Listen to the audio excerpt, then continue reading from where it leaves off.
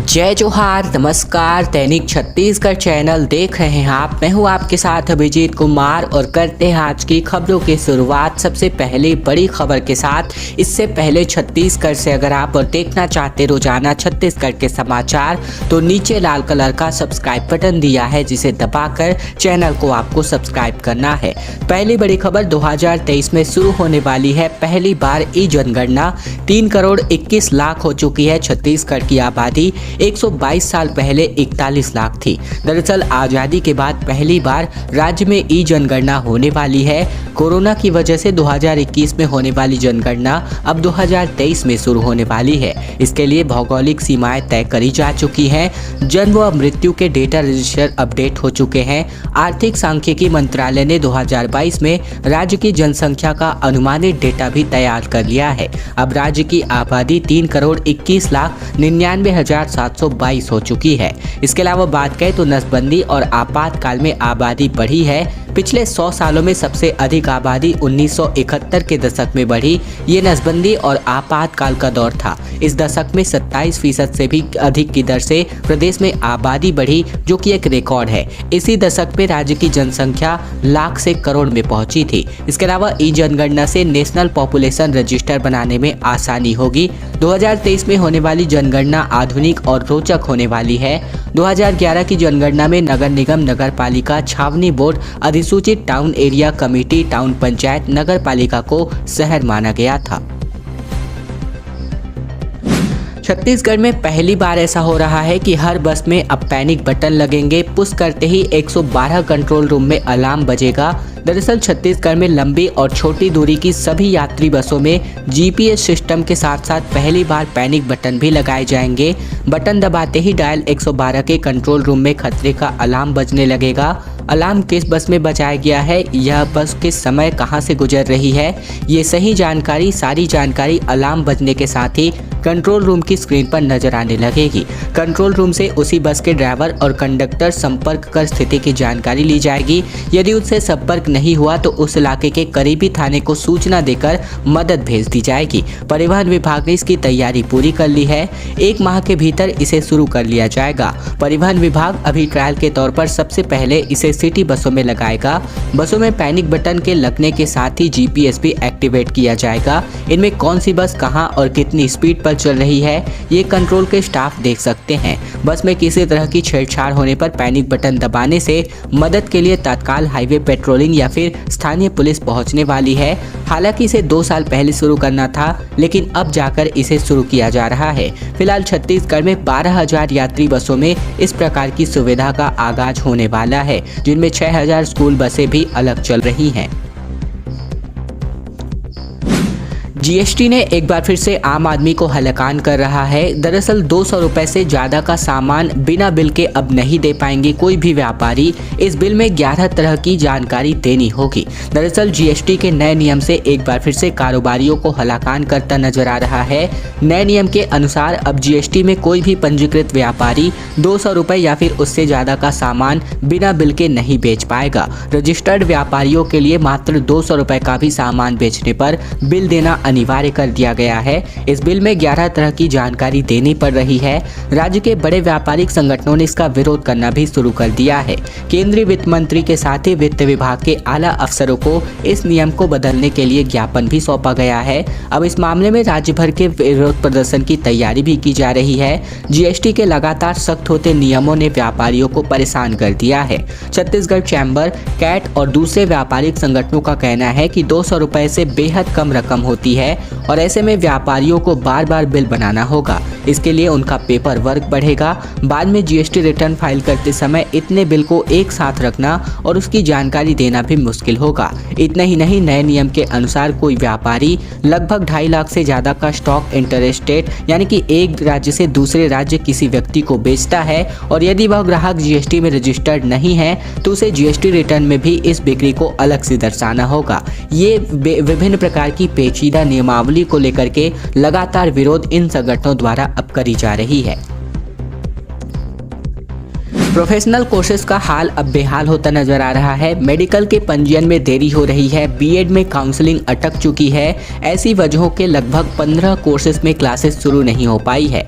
दरअसल शिक्षा सत्र 2022-23 को शुरू हुए तकरीबन 5 माह होने वाले हैं, लेकिन अभी तक बीटेक, इंजीनियरिंग, डेयरी, फिशरीज और एग्रीकल्चर, साथ ही साथ BE, diploma, B pharmacy, D pharmacy समेत नर्सिंग, एमबीबीएस और वीबीएससी समेत एनएच, साथ ही साथ बात करें तो एएच, बीडीएस और बीएएमएस सहित बीएड, डीएलएड आदि कुल मिलाकर 15 व्यावसायिक पाठ्यक्रमों में प्रथम वर्ष की अभी तक क्लासेस शुरू नहीं हो पाई है। वजह है कि कुछ कोर्सेज में 1 या फिर 2 चरण की काउंसलिंग होने के बाद प्रवेश प्रक्रिया बंद हो चुकी है, तो कुछ की प्रवेश प्रक्रिया अभी शुरू होने वाली है। कुछ की प्रवेश प्रक्रिया का अभी तक कोई अता पता नहीं है। इसकी वजह से शिक्षा सत्र का तकरीबन 1 साल तक पिछड़ना लगभग तय माना जा रहा है। इसकी वजह से इन पाठ्यक्रमों में प्रवेश ले रहे या फिर लेने के इच्छुक विद्यार्थी और उनके अभिभावक परेशान होते नजर आ रहे हैं। वह अपने बच्चों का समय बर्बाद होने से बचाने के लिए दूसरे राज्यों में भी पंजीयन करा रहे हैं। दरअसल नीट के नतीजे आए तकरीबन 1 महीने को होने को हैं, लेकिन छत्तीसगढ़ में संचालित मेडिकल कॉलेजों के 1570 सीटों में से प्रवेश दिया जाना है और अभी इसमें प्रवेश के लिए पंजीयन की प्रक्रिया शुरू हो चुकी है। छत्तीसगढ़ में अब बार में बिना आईडी के नो एंट्री होगी, क्योंकि 21 साल से कम उम्र के लड़के या फिर लड़कियों को अब शराब परोसी जाएगी तो यहाँ पर संचालकों को नोटिस जारी होगा और इनको जेल भी भेजा जाएगा। दरअसल छत्तीसगढ़ में अब बात करें तो बार में जो है आईडी चेक करके एंट्री दी जानी है। तय सीमा से कम उम्र के लड़के या फिर लड़कियों को बार में एंट्री देने और शराब पिलाने के वाले जो भी बार के मैनेजर हैं और जो भी संचालक हैं, इन पर सख्त कार्रवाई करी जाएगी। ऐसे ही अब रात 12 बजे के बाद अगर बार खुला होता है तो उस पर भी मैनेजर और संचालक के खिलाफ केस दर्ज किया जाएगा। साथ ही बार का लाइसेंस निरस्त करने के लिए कलेक्टर से अनुशंसा करी जाएगी। एसएसपी पारुल माथुर ने शहर में बढ़ते अपराध पर अंकुश लगाने के लिए शहर में संचालित बार संचालकों को इस प्रकार का निर्देश जारी कर दिया है। पिछले कुछ समय से आपराधिक गतिविधियों में नाबालिगों के शामिल रहने की घटनाएं सामने आ रही हैं और इनके साथ ही मारपीट, गुंडागर्दी जैसी घटनाओं में नशा ही एक प्रमुख कारण बनता जा रहा है। आमतौर पर रात में शराब पीकर घूमने वाले लड़कों के बीच ही मारपीट ज्यादातर घटनाएं होती हैं, जिसे गंभीरता से लेते हुए एसएसपी पारुल माथुर ने सभी बार संचालकों को सख्त निर्देश जारी किया है। ऑनलाइन पढ़ाई का असर जो है अब देखने को मिल रहा है, जिसमें तिमाही परीक्षा से छात्रों का आकलन करने का फॉर्मूला पूरी तरीके से फेल हो गया है। अब छमाही पर फोकस किया जा रहा है। कोरोना में ज़्यादातर पढ़ाई ऑनलाइन करी गई, इसका असर छात्रों पर पड़ा है। यही वजह है कि किन विषयों और कौन सी क्लासेस छात्र के ज़्यादा कमज़ोर हैं, इसके आकलन के लिए तिमाही परीक्षा लेने की योजना बनाई गई, लेकिन सोशल मीडिया पर पर्चा लीक होने की वजह से पूरा फॉर्मूला ही फेल हो गया। अब शिक्षा विभाग का पूरा ध्यान छमाही परीक्षा पर है। इस बार एक बार फिर से माध्यमिक शिक्षा मंडल व राज्य शैक्षिक अनुसंधान एवं प्रशिक्षण परिषद से छमाही के लिए पर्चे तैयार करे जाएंगे। अगर दूसरी भाषा में कहा जाए तो बोर्ड से पर्चे तैयार करे जाएंगे। ऐसे में तिमाही परीक्षा की खामियों को दूर करते हुए इस बार फिर से सभी स्कूलों में एक साथ छमाही परीक्षा लेने का फॉर्मूला तैयार किया गया है।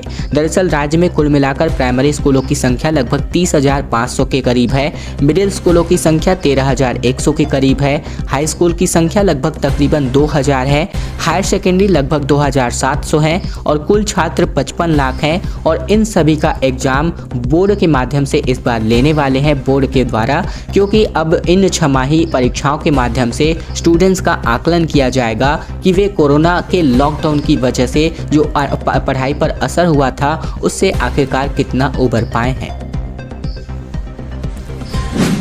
छत्तीसगढ़ में पोस्ट कोविड इफेक्ट देखने को मिल रहा है, जिसमें खून गाढ़ा होने की वजह से 2.5 साल में हार्ट अटैक और ब्रेन स्ट्रोक के मामले 4 गुना बढ़ गए हैं। ये वजह है कोविड की। दरअसल बात करें तो पिछले 2.5 साल में खासकर कोविड की पहली और दूसरी लहर में कोरोना वायरस से संक्रमित हुए लोगों में से एक वर्ग पोस्ट कोविड प्रभावों की जद में आया है और उनमें से कुछ का खून गाढ़ा होने की शिकायत भी आने लगी है। बड़े अस्पतालों में हार्ट अटैक और ब्रेन स्ट्रोक के मरीजों की स्टडी के बाद डॉक्टरों का दावा है कि पोस्ट पोस्ट कोविड इफेक्ट के तौर पर खून गाढ़ा होने की वजह से हार्ट अटैक और ब्रेन हेमरेज के केसेस 4 गुना तक बढ़ गए हैं। राजधानी के सबसे बड़े अंबेडकर अस्पताल के एडवांस कार्डियक इंस्टीट्यूट DKS व निजी अस्पतालों में 2.5 साल पहले हार्ट अटैक और ब्रेन स्ट्रोक से आने वाले मरीजों की संख्या के दिन में लगभग औसतन 2 से 3 रहती थी, मगर अब DKS और साथ ही न्यूरोलॉजी साथ ही न्यूरो सर्जरी विभाग में लगभग तकरीबन 12 से 13 केसेस ऐसे रोज पहुंच रहे हैं जो पोस्ट कोविड के कारण ब्रेन हेमरेज या फिर पैरालिसिस का शिकार हो गए हैं। छत्तीसगढ़ी गानों पर विदेशी कलाकारों का जबरदस्त डांस देखने को मिल रहा है। मुख्यमंत्री भूपेश बघेल ने कहा, थैंक यू। रशियन कलाकारों ने रायपुरियंस और चपाती को मजेदार बताया। राजधानी रायपुर में चल रहे छत्तीसगढ़ राज्योत्सव में अलग अलग देशों से आए विदेशी कलाकार लोगों ने खूब मिले जुले और साथ ही साथ खुलकर बातें की। उन्होंने कहा कि नेशनल ट्राइबल डांस फेस्टिवल में आकर उन्हें बहुत अच्छा लगा। विदेशी कलाकारों ने छत्तीसगढ़ और यहाँ के लोगों की खूब तारीफ भी की। अफ्रीकी देश मोजाम्बिक के कलाकारों ने अपनी भाषा में बातचीत की, जिसका दूसरे साथी ने अंग्रेजी में ट्रांसलेशन किया। उन्होंने कहा कि छत्तीसगढ़ में आकर बहुत अच्छा महसूस हो रहा है। उन्होंने मुख्यमंत्री भूपेश बघेल की तारीफ करते हुए उन्हें अच्छा व्यक्ति बताया। सोशल पुलिसिंग का एक नया प्लान बनकर तैयार है, जिसमें लगभग 350 से ज़्यादा गांवों के पंच सरपंच को ट्रैफिक नियमों और ऑनलाइन फ्रॉड से सावधानी बरतने की ट्रेनिंग दी जाएगी। पुलिस विभाग कम्युनिटी पुलिसिंग के जरिए ग्रामीणों को तैयार करेगा। जिले के लगभग 350 गांवों को 1000 एक्टिव पंच सरपंच और सचिव को पुलिसिंग का पाठ पढ़ाया जाएगा। NSS यानी कि नगर सुरक्षा समिति की तर्ज पर इन्हें सूचना संकलन साथ ही cyber training, law and order के जैसे जो यहाँ पर दौरान जो है तैनात रहने के साथ साथ यातायात व्यवस्था संभालने की ट्रेनिंग दी जाएगी। इन्हें परिचय पत्र भी दिया जाएगा, जिससे ग्रामीण इलाकों में जरूरत पड़ने पर इनका उपयोग किया जा सके। सोशल पुलिसिंग के तहत पुलिस जिले के सभी ग्राम पंचायत और गाँव से जानकारी एकत्रित करेगी, जिससे एक्टिव लोगों को एक सोशल मीडिया ग्रुप बनाकर जोड़ा जा सके और असमय रहते इनका उपयोग किया जा सके। भू विस्थापितों ने रैली का आयोजन किया, जिसमें SCCL उप क्षेत्रीय कार्यालय का घेराव किया गया। रोजगार और मुआवजा समेत ग्रामीणों की 14 सूत्री मांगे निकलकर सामने आई। कोरबा जिले में बीते दिन भू विस्थापितों ने 5 किलोमीटर लंबी रैली निकाली। आक्रोशित भू विस्थापितों ने पाली स्थित शिव मंदिर से लेकर SCCL अंतर्गत सरायपाली ओपन कास्ट खदान तक रैली निकाली। उन्होंने आरोप लगाया कि प्रभावित परिवारों को रोजगार, बसाहट और मुआवजे से संबंधित समस्याओं का अब तक समाधान नहीं किया गया है, जिसका जल्द से जल्द समाधान करने की मांगे करी गई। हिमाचल के कांगड़ा में मुख्यमंत्री भूपेश बघेल का डेरा हुआ, जहां पर प्रियंका गांधी के साथ साथ ज्वाला मंदिर में माथा टेका। कहा, रोटी नहीं पलटी तो जाएगा जेल। दरअसल बात करें तो मुख्यमंत्री भूपेश बघेल 4 दिन के दौरे पर हिमाचल प्रदेश पहुंच गए हैं। बीते दिन उन्होंने कांगड़ा के ज्वाला मंदिर देवी मंदिर पहुंचकर पूजा अर्चना करी। वे कांग्रेस के राष्ट्रीय महासचिव प्रियंका गांधी के साथ मंदिर पहुंचे थे। वहां से उन्होंने नगरकोटा के गांधी मैदान में एक परिवर्तन प्रतिज्ञा रैली को संबोधित किया। मुख्यमंत्री ने महिलाओं को संबोधित करते हुए कहा कि रोटी को बार बार पलटना पड़ता है, रोटी अगर नहीं पलटी तो वो जल जाएगी और अब सरकार को पलटने का वक्त आ गया है। खैर दोस्तों, आज की खबरों का सिलसिला बस यहीं तक का था।